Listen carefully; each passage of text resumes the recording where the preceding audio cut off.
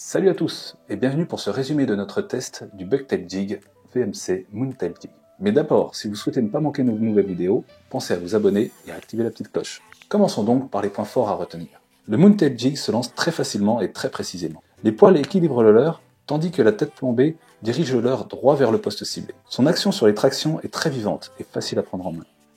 L'armement de la tête plombée est très piquant et résistant à l'ouverture.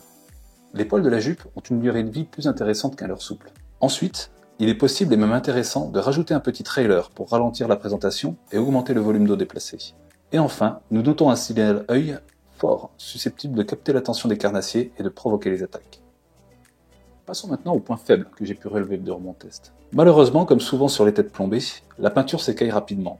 Ensuite, le traitement PTFE de l'hameçon, s'il donne un piquant et une glisse intéressante, rend la pointe plutôt fragile, et elle s'émousse assez rapidement. Pour finir, les poils de la jupe ont tendance à s'emmêler au contact d'autres leurres souples dans les boîtes. Pour conclure, à mi-chemin entre le Rubber Jig et le Bucktail Jig, le Moontail apporte de nouvelles perspectives. Sa conception sobre mais efficace lui donne sa place dans toutes les boîtes. L'association de la présentation d'un streamer et d'une tête plombée est en effet redoutable pour leurrer certains poissons difficiles, et l'ajout potentiel d'un trailer décuple les possibilités de présentation. Attention toutefois à le réserver à des postes dégagés. Les cibles préconisées sont le brochet, la perche, le cendre ou le black bass. Pour résumer, nous retiendrons donc en point fort les distances et les précisions de lancer, l'action du leurre, l'hameçon très piquant et solide à l'ouverture, un corps en poil résistant, la possibilité de monter un trailer et un signal œil fort.